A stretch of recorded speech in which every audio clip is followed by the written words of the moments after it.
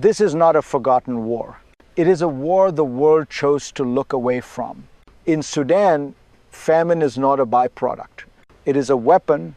More than 12 million people have been forced from their homes. Cities have been starved into silence. Hospitals have been turned into targets. And entire communities have learned what it means to survive without food, without medicine, without hope.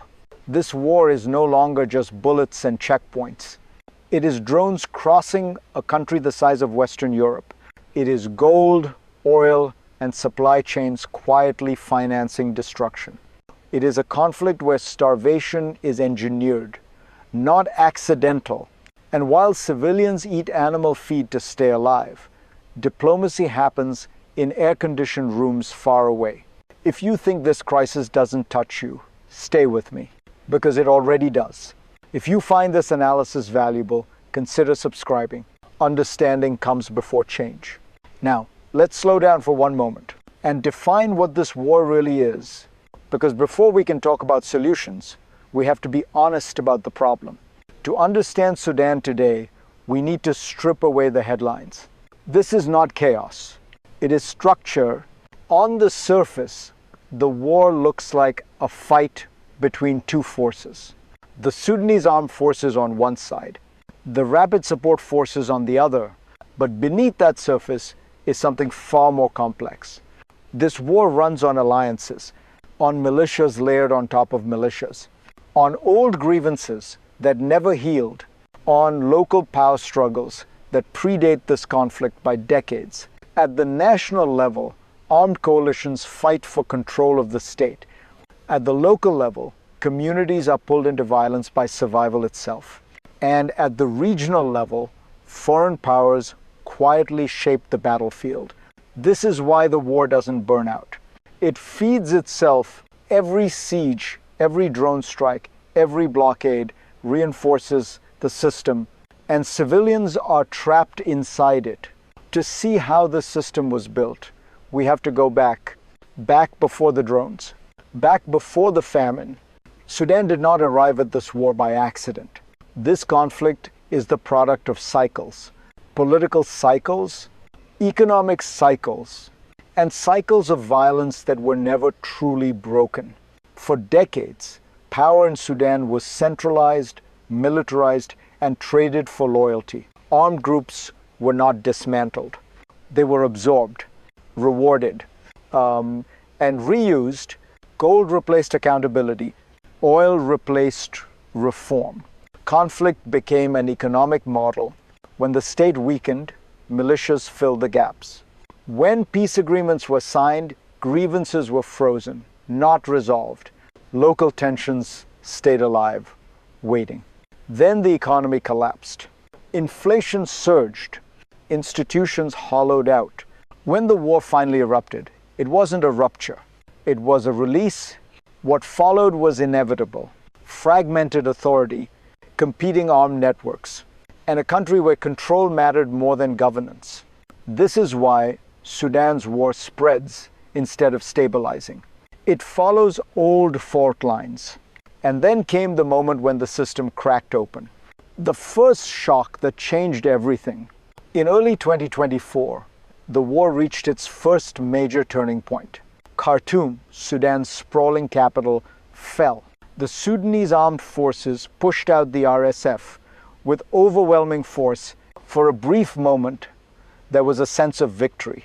But the optimism didn't last. The RSF, far from retreating, launched a stunning counterattack. In a move that shocked both sides, drones struck the Sudanese military's de facto headquarters in Port Sudan. These drones, some from as far away as Western Sudan, altered the war's trajectory. The RSF had found a way to fight back from the most unlikely of places. As the military celebrated its gains, the RSF struck again. Not just on the battlefield, but in the cities they controlled. The siege of El Fasher began a brutal, suffocating war of attrition. By summer, food was running out. People ate animal feed to survive. What began as a clash between armies had evolved into a war on civilians. But it wasn't just starvation that changed the game. It was the hidden mechanism behind the violence. The world watched as Sudan descended into chaos, but few understood what was truly happening beneath the surface. The real crisis wasn't the fighting itself, it was the system that allowed it to continue. A system built on war economy, where militias and foreign powers fueled the violence, where gold and oil financed destruction, not peace. In Darfur, the RSF used starvation as a weapon. They built a 40-mile berm around El Fasher, trapping civilians inside. Thousands died. And when food ran out, civilians resorted to animal feed. It wasn't just the RSF. The Sudanese military, too, used siege tactics to maintain control. What we see in Sudan today is the result of decades of ignoring the problem. The world's response wasn't one of resolution, it was reactive. Sanctions, aid cuts, and failed peace talks. Each moment of inaction fed the system of conflict. This is not just a war for Sudan's future. It's a war for the future of the region. And every part of the world is connected to its outcome. The war in Sudan didn't just impact the people caught in it. It sent shockwaves across the globe. As Sudan burns, its flames spread far beyond the country's borders. The war isn't just an internal struggle, it's a regional crisis with consequences that affect not just Sudan but its neighbors and beyond. In Chad, Eritrea, and South Sudan, the effects are already visible. Armed groups move freely across porous borders, smuggling weapons, gold, and cattle.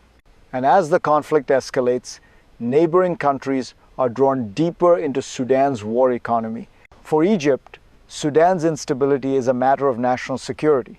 Khartoum lies at the meeting point of the Nile, crucial to Egypt's water supply. If the RSF threatens Egypt's access to these vital resources, Cairo will act. But Egypt has its own problems. The question is, how far will they go to protect their interests? At the same time, countries like the UAE and Saudi Arabia are quietly fueling the conflict, backing rival factions to protect their influence. This foreign interference prolongs the war, making peace harder to reach. Every foreign power involved feeds into the war. Every dollar, every drone, every shipment of arms keeps the violence alive. But amidst all this, it's the civilians who bear the greatest burden. And their suffering isn't just a result of war, it's the world's indifference to their plight.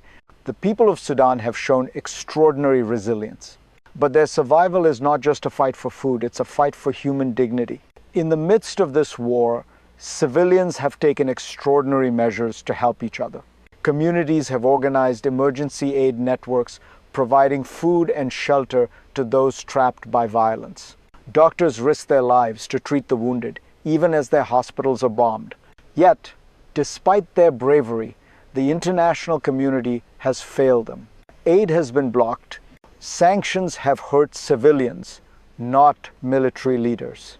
And every time the world waits to act, another life is lost. This is not just a tragedy of war. It's a tragedy of inaction. And as the war escalates, the civilians of Sudan are losing everything: their homes, their families, their future. If we do nothing, this catastrophe will consume even more lives. But there's still hope. We can make a difference, because the world's failure to act is only part of the story. The bigger question is, what happens when the entire world feels the consequences? The implications of Sudan's collapse are already being felt globally. This isn't just a Sudanese problem anymore. It's a global threat. The instability is spreading, rippling out from Sudan's borders into the heart of Africa and beyond. The Red Sea, a vital waterway for international trade, now faces a growing security risk. Militias operating from Sudan are siphoning resources, fueling the conflict, and turning the region into a smuggling corridor for weapons, gold, and oil. The Horn of Africa is teetering on the edge of a broader regional conflict, with Sudan as the flashpoint. Ethiopia and Eritrea are already feeling the strain, their own fragile political environments now vulnerable to the fallout of Sudan's war. And beyond the African continent, the crisis is spilling into the global market. The disruption of key commodities like gum, Arabic, and gold has begun affecting industries worldwide, from pharmaceuticals to food production. The world's apathy to Sudan's suffering is a dangerous gamble. What happens in Sudan doesn't stay in Sudan. Looking ahead, we face three possible futures for Sudan, each one shaped by the choices we make today. Let's explore those options. The future of Sudan is not set in stone. It is still within our grasp to decide which path this war takes. Scenario 1, the best case scenario. A ceasefire is achieved. Both sides are forced to the negotiating table and a peace process begins. Regional powers and the international community work together to broker a deal. Aid flows back into the country. Civilians can rebuild. This is the future we should be fighting for. But the road to peace is fraught with obstacles. Trust between the parties is shattered. The pain of war has scarred too many lives, and there is no guarantee that these negotiations would last. Scenario 2, the middle ground scenario. The war stalls, but the status quo persists. Both sides remain entrenched, the country is divided, and violence continues in sporadic bursts. A fragile peace holds, but it is a temporary fix, and the suffering of civilians continues under the weight of constant fear. Scenario 3, the worst case scenario. The conflict spirals into regional war. Other nations get drawn in. Sudan becomes a failed state, and the consequences reach far beyond Africa. In the end, the question is simple. Will the world act before Sudan faces the abyss? The answer lies in what happens next. This is where we stand today.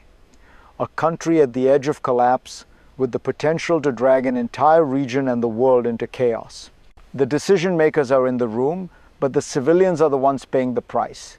If Sudan is left to slip into a failed state, it will have global ramifications. We cannot afford to let this happen. The world has ignored too many warnings, but it's not too late to turn the tide. If we act now, we can still push for a resolution. A peace built on regional cooperation, humanitarian aid, and a long-term solution. This is not just a war for Sudan's future, it is a test for the world. The actions we take today will define the outcome. Will we choose to make a difference? Or will we turn our backs and let another tragedy unfold? The time to act is now. If you want to be part of the solution, raise your voice. Support organizations on the ground. Demand better from the world's leaders, and let's change Sudan's future before it's too late.